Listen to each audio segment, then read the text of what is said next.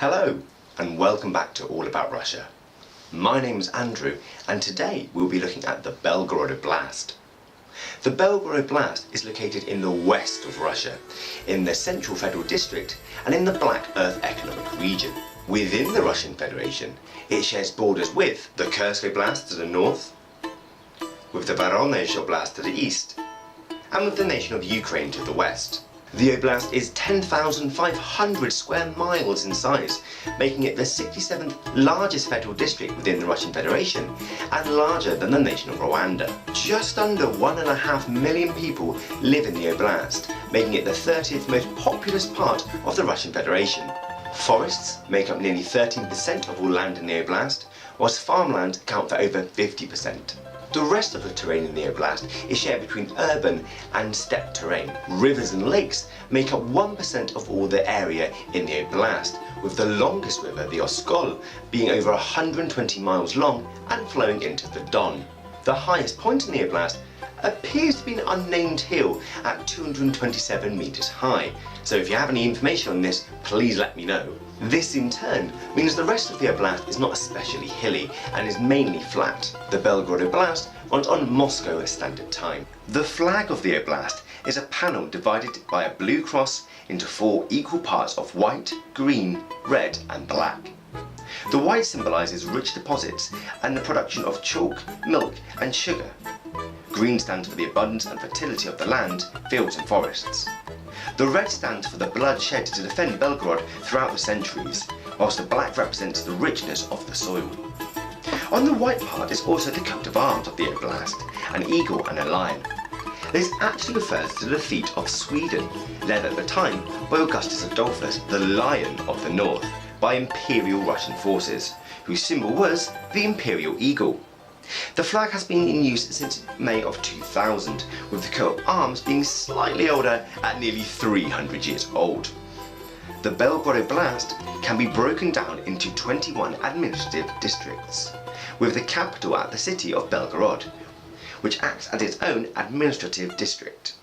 Archaeologists trace the first evidence of human settlement in the Belgorod Oblast to the Upper or Late Paleolithic era, with evidence of flint tools being found in the Tekaya Sosnia Lake. Who these people were we may never know. However, historians do not believe that Slavs were the first people in the area, as evidenced from the numerous kurgans or burial mounds found across the Oblast. Most historians agree that at least by the Iron Age, Scythians inhabited the area. The area we know today as the Belgorod Oblast appears to have been very ethnically mixed at the beginning of the 5th century, with evidence from numerous groups including the Alans, Bulgars and of course Slavs. By the 7th century the area was under the control of the Khazars. However, a century later they had lost control and the expanding Kievan Rus state under Prince Oleg of Novgorod had occupied the area. Tribute that was sent to the Khazars in the form of grain, slaves and beeswax was redirected from east to west and towards the growing Kievan Rus state. With the mass conversion to Christianity in 988 AD under Prince Vladimir the Great, Christianity can be seen spreading across the Oblast as evidenced by Christian burials. What we call the Belgorod Oblast today was actually incorporated in 907 AD into the Chernigov Principality, which itself was subservient to the Kievan Rus state. It is at this time, in 995 AD, that Belgorod is founded, its name literally meaning White City, referencing the chalk mines that are very nearby. The Chernigov Principality remained part of the Kievan Rus state until 1014 AD, following the death of Vladimir the Great. A civil war broke out following Vladimir the Great's death, with Mstislav the Brave separating the Chernigov Principality away from the Kievan Rus state and into its own independent kingdom. For the next 2 centuries, the area we know as the Belgorod Oblast today was awash with bloodshed, as Rus princes, as well as nomadic bands such as the Polotovsi, fought each other for control and resources. All of this came to a head with the Mongol invasion. Before the Mongol invasion, there were many settlements in the area we know as Belgorod today, most importantly being the city itself. The city must have been so important that the Mongols themselves recorded it, before shortly destroying it. The entire area was ravaged by Batu Khan and all settlements destroyed. This is so much so that the area became known as the Koyabolya, or the Wild Fields, as nothing but grass would grow there. As the Golden Horde assumed control over the Rus princes, no real settlement was made of the Belgorod area. This, however, changed in the 15th century. Tatars, who were unhappy with the unrest in the Golden Horde, as well as fearful of plague, under a leader called Yagoldi, moved into the area and settled it, having formed an alliance with the Grand Duchy of Lithuania to the west. The population who moved into the area is of interesting note, as it appears to be a mixture of Mongols, Russians and Lithuanians. Over the next couple of years, this group swapped allegiance from the Lithuanians to the Russians several times. As such, through a mixture of marriage, diplomacy and war, the area shifted control from regional power to regional power, finally resting with Ivan III in 1503. The Wild Fields, as before mentioned, still had a very small population and a lot of grassland. The lack of fortifications in this area made it something of an open wound for the Russian state and a very easy invasion path for the Crimean Tatars to the south. After several devastating raids by the Crimean Tatars, something had to be done. The first step was rebuilding Belgorod, which happened in 1595. It was rebuilt as a fortress town intended to be the focal point of halting Crimean raids. In addition to this, a series of forts and defensive structures known as the Belgorod Line were also constructed at this time. With many people being taken away as slaves, there was a need to repopulate the area, and a wild area needs wild people. The Don Cossacks are credited as being the first group to reoccupy this area after the raids, and played a huge role in defending it from the Crimean Tatars. I will explore more about the fascinating history of the Cossacks in a future video, but suffice to say for the moment, these were free, hardy men and women who bowed to no lord other than their god, and they were the first line of defense against any raid into Russia. And yet it wasn't the Crimeans who first raided the newly found Belgorod. Polish-Lithuanian forces, eager to retake land they'd lost in the last century, invaded the Tsardom of Russia in 1605. This caught Russia right in the midst of their time of troubles and caught them completely off guard. In 1612, Belgorod was sacked. In addition, Zaporozhian Cossacks, who were residing in Lithuania, attacked in 1633. Once stability had been restored, the area was compiled into the Belgorod Discharge. The woes of the region were not at an end, however, and a huge Crimean Nogai raid into the area took over 1,000 captives back for the great slave markets of Istanbul. And yet, this was actually to be the last true raid by the Crimeans. The Tsarist state was growing ever more powerful as the Crimeans declined.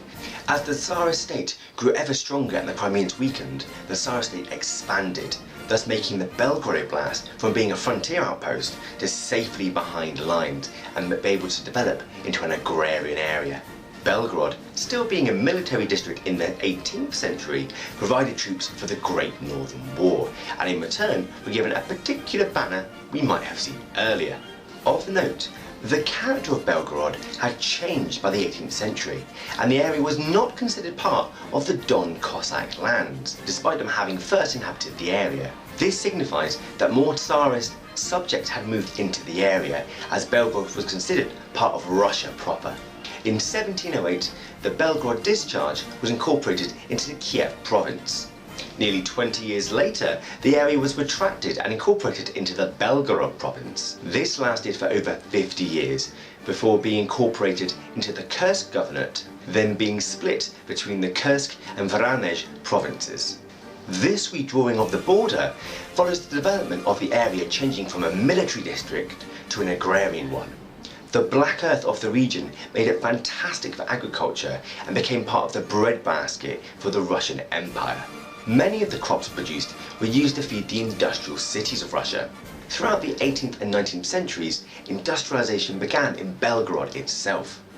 It became a huge center for alcohol production, textiles, and for the mining of chalk in the hills nearby. This industrialization was developed even further with the construction of the Kursk-Azov Railway. With the start of the 20th century, a half-century of misery would fall on the area.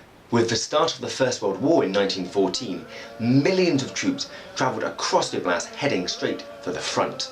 As the situation deteriorated and unrest grew, Bolsheviks seized the city after the October Revolution of 1917, but they were forced out quickly by Austrian and German troops.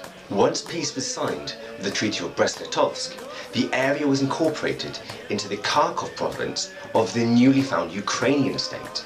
This lasted for about 30 seconds. Once Germany were defeated in the First World War, their support for Ukraine stopped, and insurgent Bolshevik movements within Ukraine, as well as the Russian Red Army, rushed in and took the Belgorod Oblast. The city of Belgorod itself was actually set up as the capital of the Ukrainian People's Republic, a Soviet puppet state. Peace, however, did not last, as in June 1919, General Denikin and his white forces swept up and took the region. Incorporating it into the Kharkov military district, they held on to the area to the end of the year. Ultimately, overwhelming Soviet forces managed to force them out and retook the area, incorporating it into the Russian Soviet Socialist Republic rather than the Ukrainians. As you can imagine, for a region which has swapped hands every couple of months, it was absolutely devastated. Gradually, roads were repaired and people flooded into the area from across the Soviet Union to help rebuild this agricultural area. The area of the Belgorod Oblast was incorporated with that of the Kursk and Voronezh Oblasts into the Central Black Earth Oblast in 1928. That same year, collectivization began. Despite the long history of the area as an agricultural hub providing food for the rest of Russia, it suffered under collectivizations with the grain requisites and the Soviet famine of the 1930s. This has been argued as part of the wider Holodomor against the Ukrainian people, as many of the inhabitants of Belgorod at that time were Ukrainian, and nearly 14% of all people in the oblast died of starvation during these years. I won't go into huge detail about what the Holodomor was, but I will put a link for a video in the description below which will give you more information about what it actually was. Gradually, the region began to repair, with more people moving in to replace those who had died. However, by 1941, the area was directly in Nazi Germany's crosshairs. Belgorod Oblast was right in the path of the Nazi war machine, and the city was occupied 2 separate times by German forces. The devastation during this period was so great that some of the buildings that had managed to survive the trouble of the Civil War were destroyed at this time, including the original Kremlin. Countless lives were lost in the capture and recapture of the city during this period. I won't go into the atrocities committed during this time, but I will give one fact which I think represents the scale of the destruction very well. Out of the 34,000 people who lived in the city before the war, only 150 of them survived.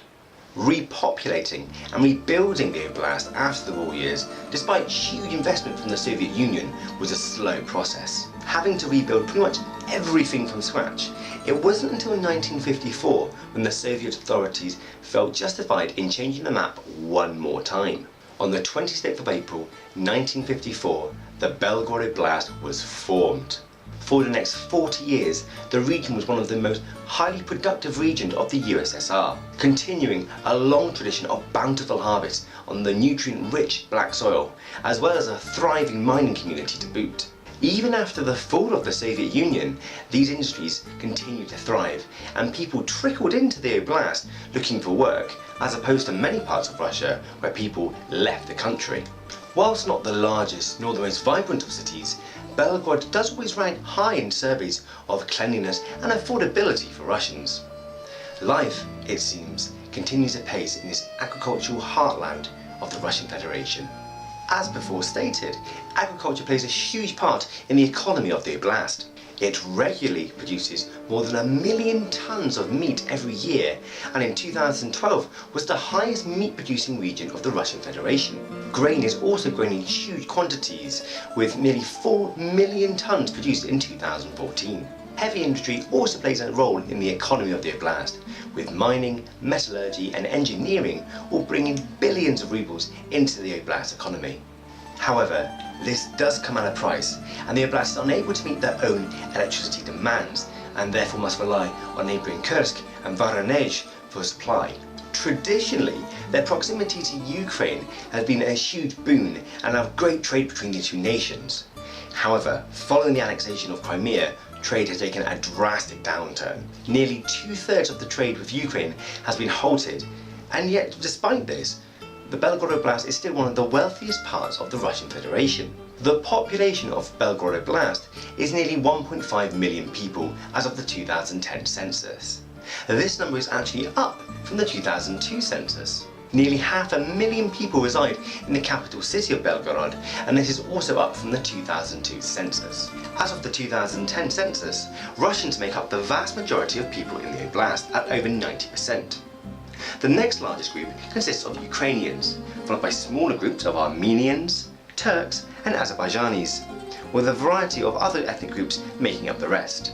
The birth rate in the oblast is 1.91 children per woman, which is exactly the same as the 1990 rate. It's not often we hear that. As of the 2012 survey, over half of all people profess Christianity as their religion, with the majority being Russian Orthodox. Those who declare themselves spiritual but not religious weigh in at over 20%, with atheists making up just over 10% of the population. Islam is barely present among the population at not even 1%, with over 5% of all people not declaring an answer. Drug abuse is relatively low in the oblast, at 4.83 people suffering from drug abuse per 100,000. Alcoholism is low compared to the national average, at 86.28 people suffering per 100,000. Historically, the region actually fell into the Red Belt, those regions of the Russian Federation that continued to vote for the Communist Party after the fall of the Soviet Union. The current head of the oblast is Yevgeny Zinchenko, who's been in power since 1993. Are you serious? Yes, dear viewer, he is the first and only governor of the oblast, seeing off rivals in 1999 as well as 2003. He was born in the neighbouring Kursk Oblast, and in addition to being the longest serving governor in any part of the Russian Federation, he introduced a ban against swearing in 2004. He is, of course, a member of the United Russia Party. Despite its violent and turbulent history, the Belgorod Oblast today is a very peaceful area with many things to see and do in the region. In the city of Belgorod, you can witness the Ouspensky Nicholas Cathedral, the oldest standing cathedral in the city. Or if you go in September, you might catch the White Mask Festival, a street art festival across the city. Moving out into the oblast proper, you can find the half-millennium-old Pansky oak tree, the ruins of the Alan settlement of Dmitrievskoye, and a lot of farmland. My name's Andrew, and I hope you found this video interesting. Up next will be the Bryansk Oblast. Пока!